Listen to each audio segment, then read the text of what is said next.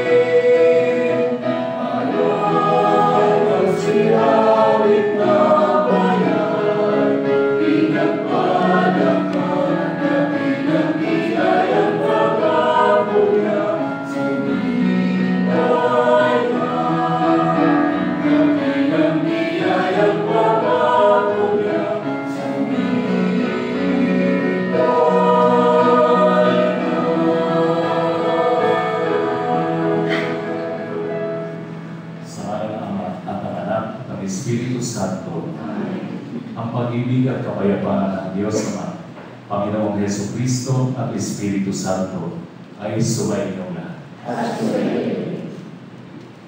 Habang naghahanda tayo para sa pagdiriwang ng Eucharistia, alalahanin natin ang ating ikinang pagpagindi karapat-dapat dito, lalo na ang ating mga kababayaan, isabuhay ang mga kautusan ng pagmamahal na panlahat, gaya ng turo ni Kristo.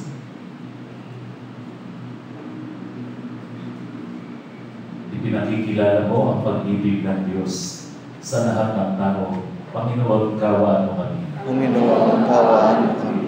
Naparito ka upang magpabalik loob ng lahat ng tao. Kristo, kawaan mo kami. Kristo, kawaan mo kami. Ipinagdarasal mo kami sa kanan ng Ama. Panginoon, kawaan mo kami. Panginoon, kaawaan mo kami. Kaawaan tayo ng makapangyarihang Diyos. Patawarin tayo sa ating mga kasalanan at patnubayan tayo sa buhay na walang hanggan. Amen.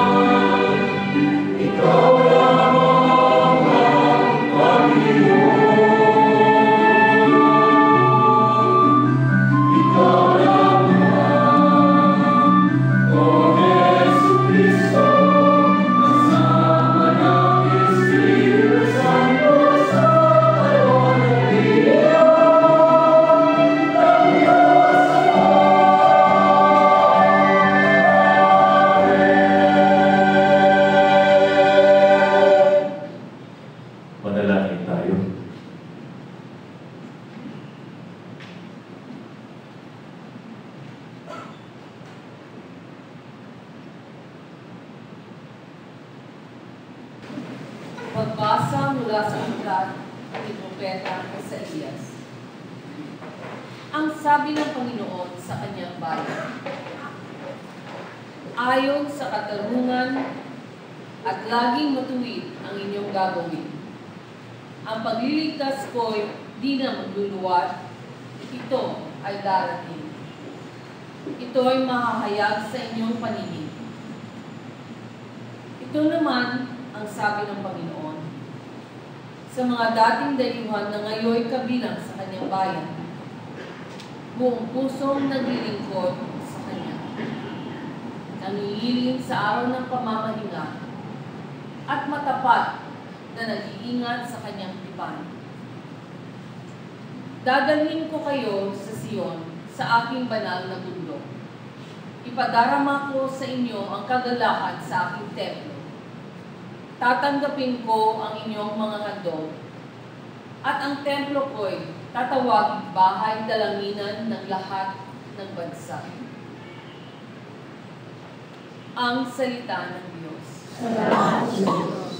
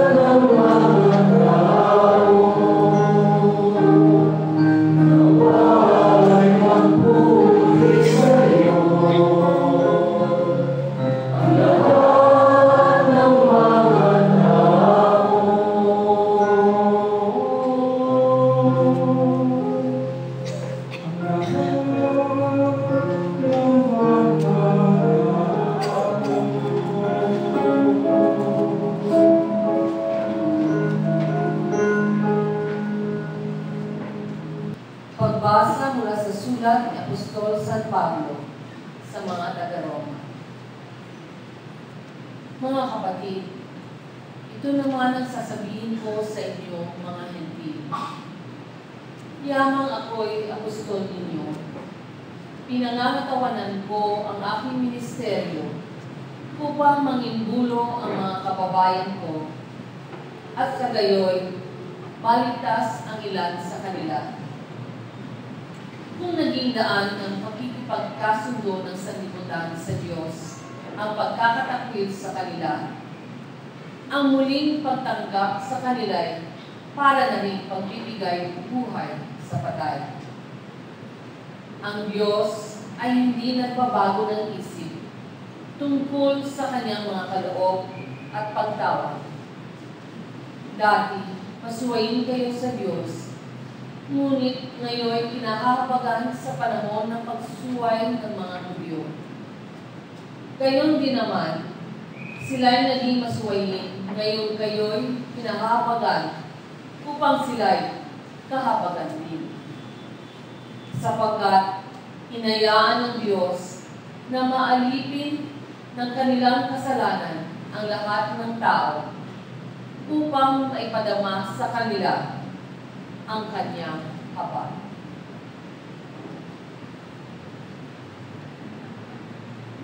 Ang salita ng Diyos. Salamat sa Diyos. Magsitayo mga tayo.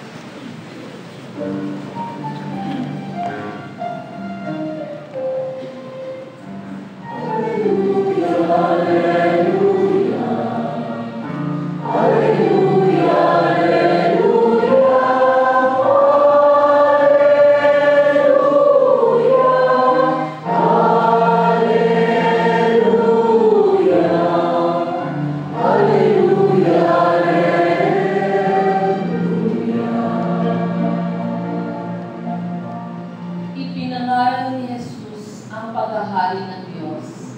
Sakit ay kanyang ginamot.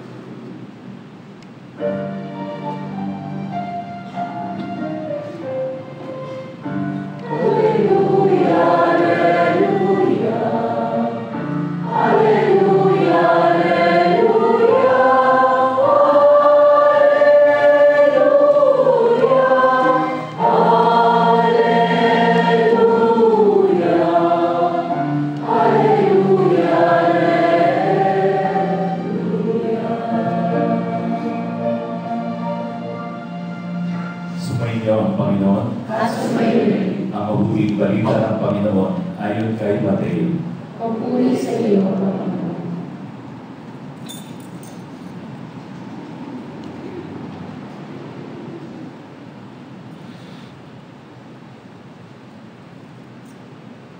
Noong panahon iyon, si Jesus ay nagpunta sa lupaing malapit sa Tiro at Sidon. Lumapit sa kanya ang isang Kananeyang naninirahan doon at malakas na sinabi, Panginoon, anak ni David, mahabag po kayo sa akin. Ang anak kong babae ay inaalihan ng demonyo at masyadong pinahihirapan. Ngunit gabutong may, di tumugon si Jesus. At lumapit ang kanyang mga alagad at sinabi sa kanya, pagbigyan niya nga po ninyo at nang umalis, siya'y nag-iingay at susunod-sunod sa atin. Sumagot si Jesus, sa mga tupang naliligaw ng sambahayan ng Israel lamang ako, sinugo. Ngunit lumapit sa kanya ang babae, lumuhod sa harapan at sabi, tulungan po ninyo ako, Panginoon. Sumagot si Jesus, hindi dapat kunin ang pagkain ng mga anak upang ihagis sa mga tuta. Tunay nga po, Panginoon, tungkol ng babae. Ngunit ang mga tuta man ay nagsisikain ng mumong nalalaglag sa hapag ng kanilang Panginoon. Kaya't sinabi sa kanya ni Jesus, napakalaki ng iyong pananalig. Mangyayari ang hinihiling mo. At noon din, gumaling ang kanyang anak. Ang mabuting balita ng Panginoon. Panginoong Yesu Cristo, magsiupo po tayo. Sa estado ng Missouri, ilang taon na nakalipas, mayroong isang pinatilo na pumapasok sa kolehiyo mula sa kanilang bahay. 3 milya ang layo, lulan ng isang kabayo.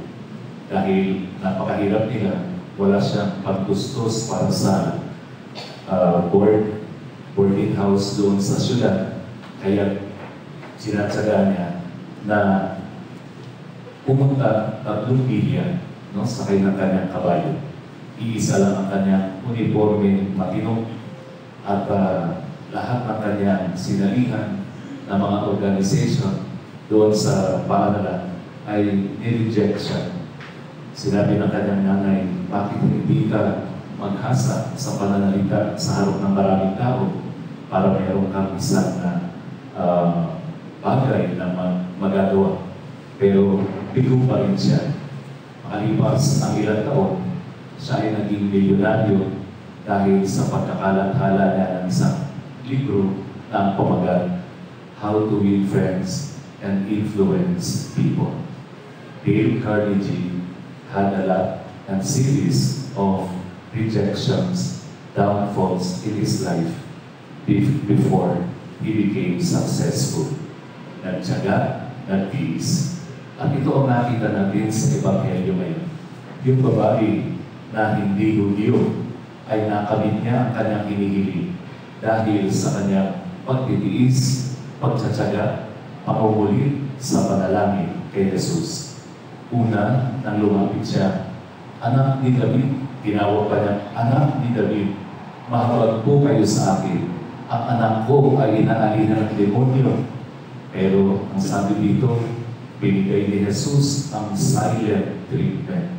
Hindi kaputok, hindi nagsalita si Jesus.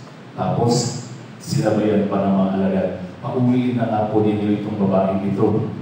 Ang ingay-ingay, sigaw ng sigaw, susunod-sunod sa atin.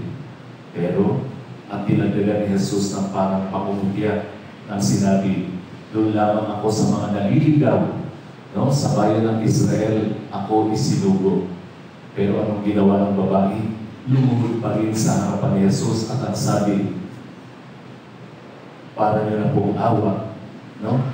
Kahit ang mga aso ay kumakain ng mga buko, nahuhulog doon sa hapag ng kanilang amo.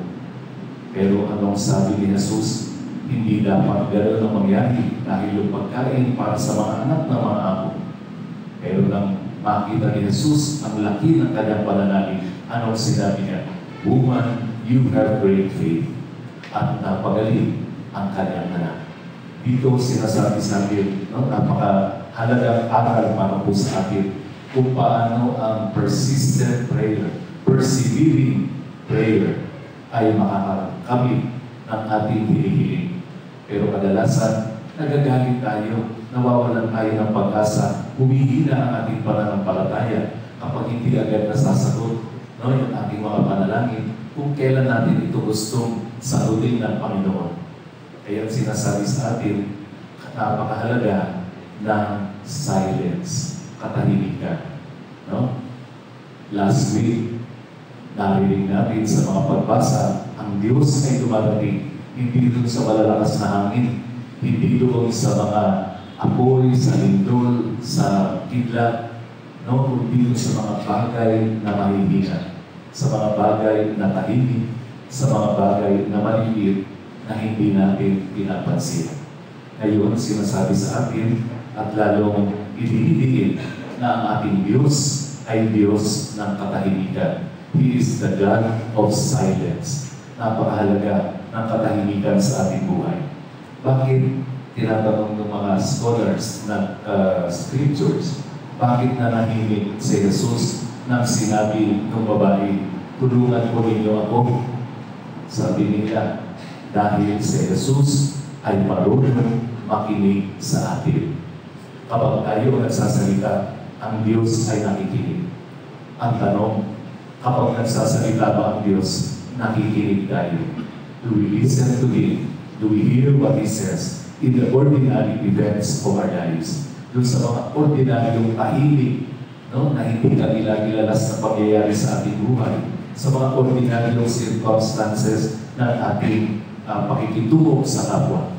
Naririnig ba natin na naroon ang Diyos? At ang isang napakahalaga pang sinasabi sa atin dito ay kung paano tayo kuminsan makitungo sa mga taong hindi natin kauli, hindi natin kabilang sa pananampalataya. How do we relate with people? No, who do not share our faith, who do not belong to our group, to our culture, no, to our elite group. Sa sinasabi nga natin, hindi natin siya ka-level, huwag natin siyang pakitunguhan. Ngayon sinasabi na sa atin ni Jesus, ang kanyang kaligtasan, ang kanyang biyaya ay para sa lahat ng tao. Initially, the disciples, they were sent only to the house of Israel. Limitado lang ang kanilang pagpapahayag ng salita ng Diyos. But after the resurrection, He sent them to the ends of the world. No? Meron muna sana, siyempre, training. No? At dito lamang muna tayo. Sinasabi sa atin na charity begins at home.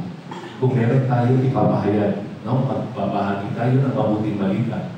Tayo ay excited pumunta sa ibang bayan, pumunta sa ibang lugar, no? Maglingkod sa ating parokya, pero doon mismo sa ating tahanan ay hindi natin ibinabahagi ang salita ng Diyos. Kulang tayo sa pakikitungo sa mismong mga kasama natin, mga kapamilya natin, mga kamag-anak natin sa loob ng ating tahanan. In spreading, sharing the Word of God, we do not need to go far. We should start at our own homes. Doon tayo una magbabahagi ng charity, ng ating pag-unawa, ng ating pagmamalasakit, ng ating pag-ibig at kalinga. At sinasabi sa atin, napakahalaga na kung tayo ay mayroong pananalig sa Diyos, ay talagang tutugunin ang ating mga kahilingan, ang ating mga panalangin. Isa lamang ang napakabayak ng tinuturo sa ating panalangin. Lord, help me. Panginoon, tulungan mo ako. Amen.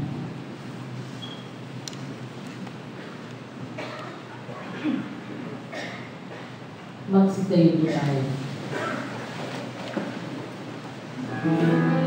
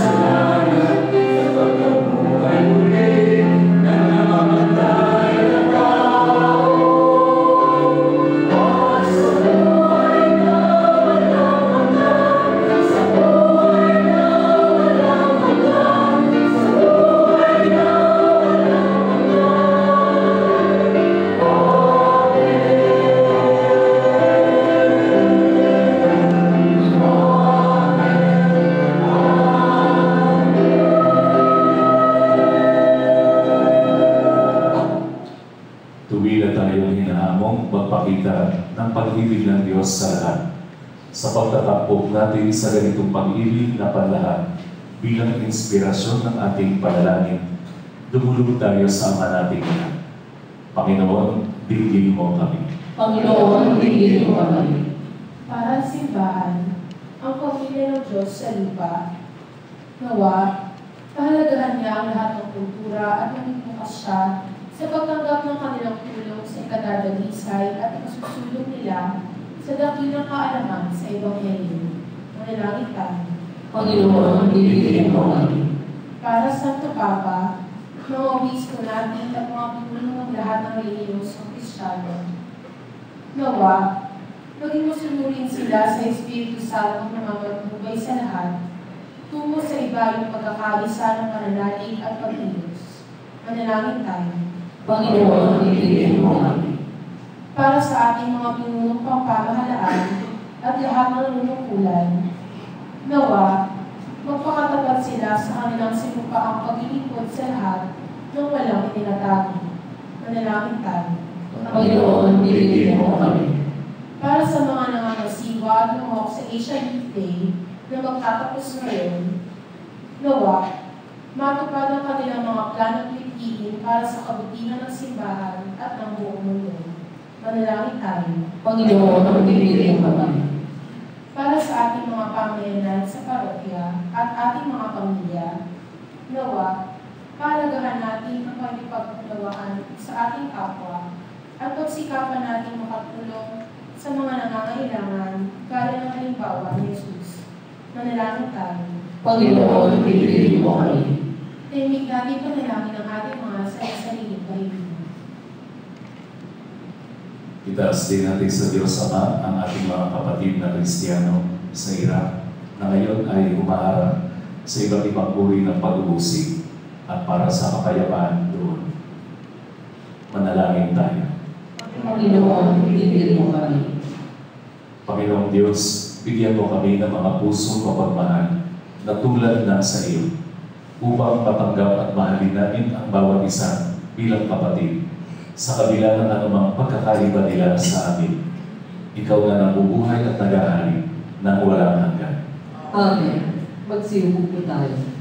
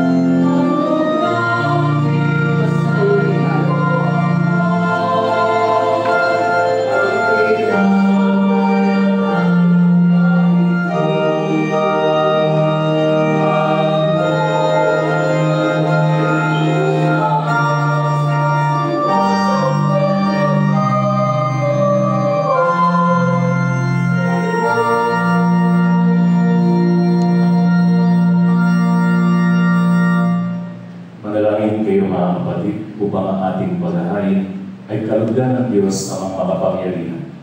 Ang ginawa ng Panginoon, itong panghahain sa iyong mga kamay, sa kapulihan niya at karangalan, sa ating kapakinabangan, at sa buong sambayanan niyang banal.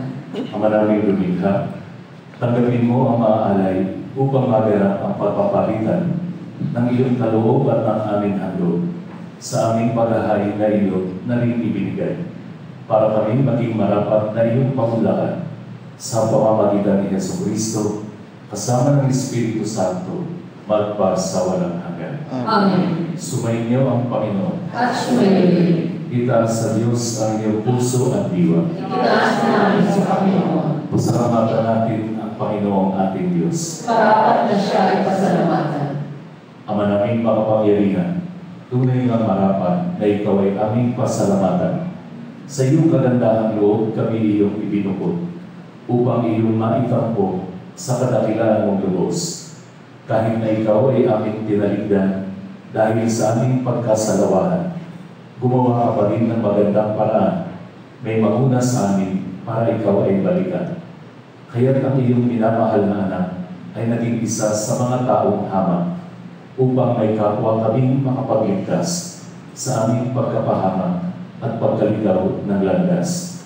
Kaya kahit sa mga anghel na nagsisiawit ng papuri sa iyo, nang walang humpay sa kalangitan, kami nagbubunyi sa iyong kadakilaan.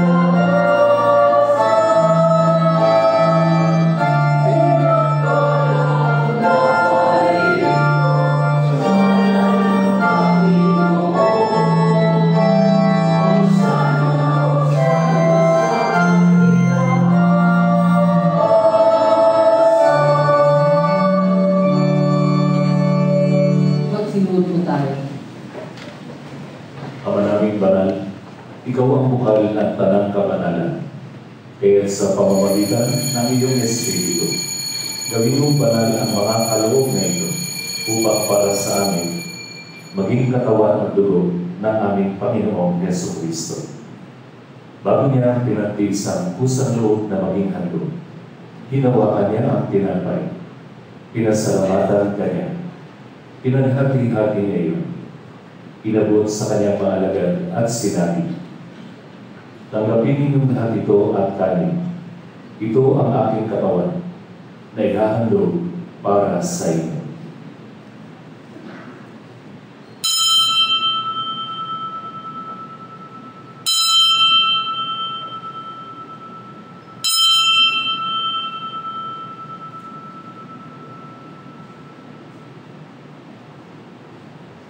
Gayon din naman matapos ang hapunan, hinawakan niya ang kalis.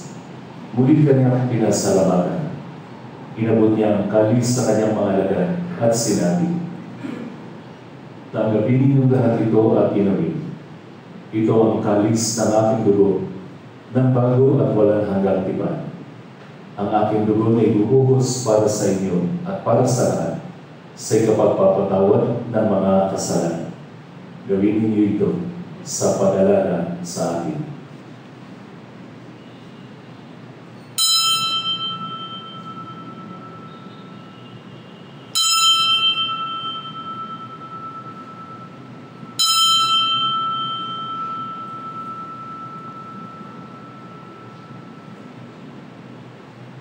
Magsitayo po tayo. Ang misteryo ng pananampalataya.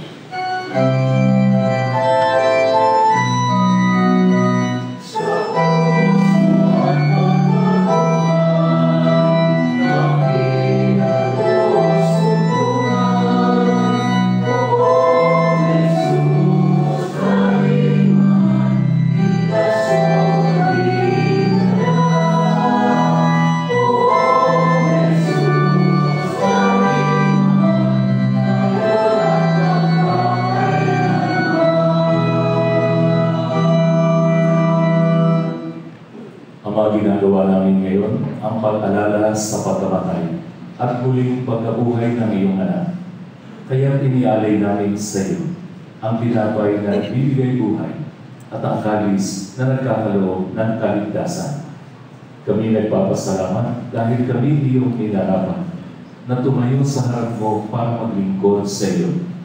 Isinasama namin kami magsasalo-salo sa katawan at dugo ni Kristo ay mahuklod sa pagkakaisa sa pamamagitan ng Espiritu Santo.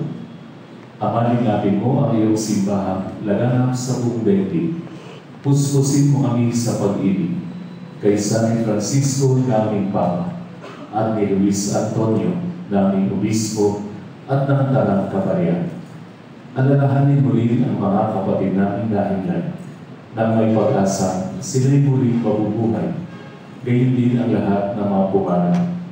Kaawaan mo sila at patuloyin sa iyong kaliwanagan. Kaawaan mo at pagindamatin kaming lahat na makasalo sa iyong buhay na walang wakas. Kaysa ng mahal na Birhen Maria na ina ng Diyos, ng kabiyak ng puso niya si San Jose, kaysa ng mga apostol at ng lahat ng mga banal na nabuhay dito sa daigdig ng kalugod-lugod sa iyo. May pagdiwang nawa namin ang pagpupuri sa ikararangal mo sa pamamagitan ng iyong anak na aming Panginoong Heso Kristo. Sa pamamagitan ni Kristo, kasama niya at sa Kanya, ang lahat ng parangal at papuri ay sa iyo, Diyos amang makapangyarihan, kaisa, kasama ng Espiritu Santo, magpa sa walang hanggan.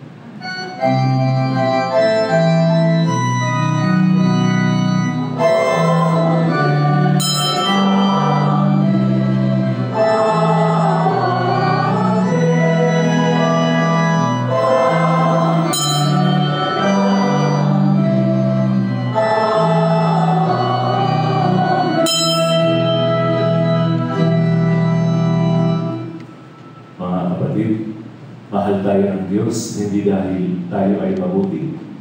Mahal tayo ng Diyos dahil ang Diyos ay mabuti. Nananalig sa kabutihan ito, lakas loob tayo dumulog sa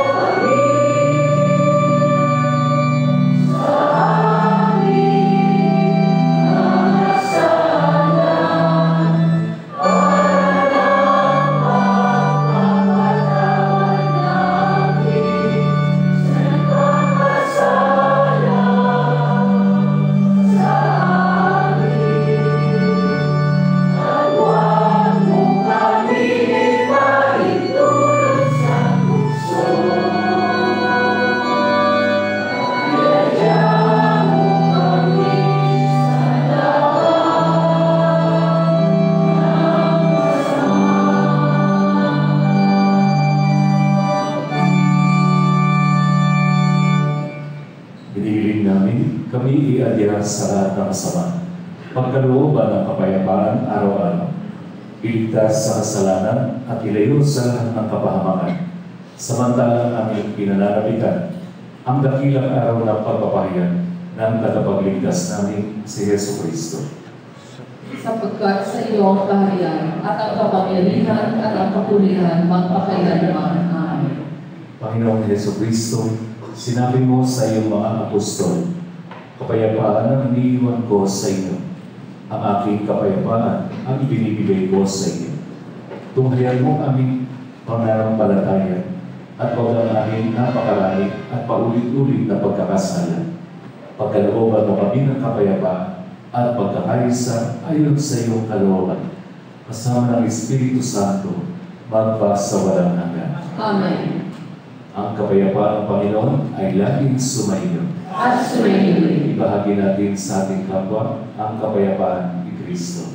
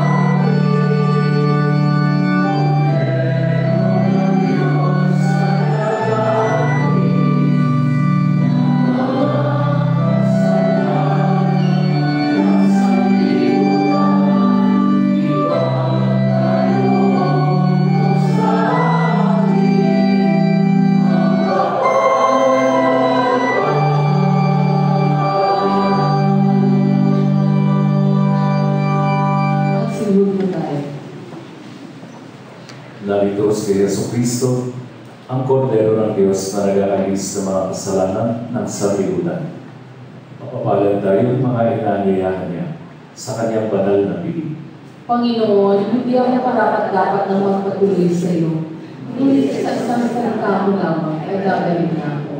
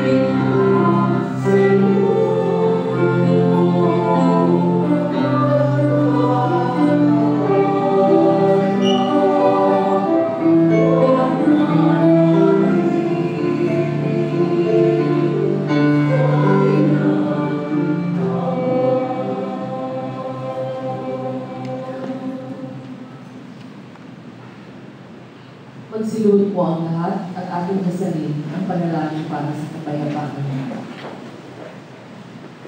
Panginoon, sa panahon ng pangangailangan, ay humihingi kami ng tulong, bunga ng aming pagkamunga sa nagbabatang pagkawasak ng kapaligiran pinagkaloob ninyo sa amin. Bunga ng malawakang paglalaban ng ideolohiya sa iba't ibang panig ng mundo. Pagkalooban ninyo kami ng sapat na lakas upang maipalaganap ang kabutihan, katarungan, pagmamahalan at kapayapaan. Sa gitna ng labanan, ituro ninyo sa amin ang pagtutulungan. Sa kasaganaan, ang pagbibigayan. Sa karalitaan, pagkaroon ko sana ng maayos na pamumuhay. Kung mangingibabaw ang pagkamakasarili, ituro ninyo sa amin ang kababaang loob. Sa kawalan ng katarungan, matutunan sana namin ang pagsisisi at pagbabalik loob sa Diyos. Kung may di pagkakaunawaan, magkaroon po sana ng pagkakasundo at pagkakaisa. Sa kawalan ng pag-asa, may hatid po sana namin ang mabuting balita. Turuan mo kaming kumalingas sa halip na kalingain, maglingkod sa halip na paglingkuran. Huwag po sana kami maghangad ng karangyaan, at punuin niyo kami ng inyong pag-ibig at kaluwalhatian. Paintulutan niyo kami maging katulad ninyo, sapagkat sa ganitong paraan lamang namin matatagpuan ang tunay na kahulugan ng buhay na makapagbibigay sa amin ng bagong pag-asa. Amen. O Maria, Reyna ng kapayapaan, Ipanalangin po kami. Magsitayo po ang lahat. Manalangin tayo.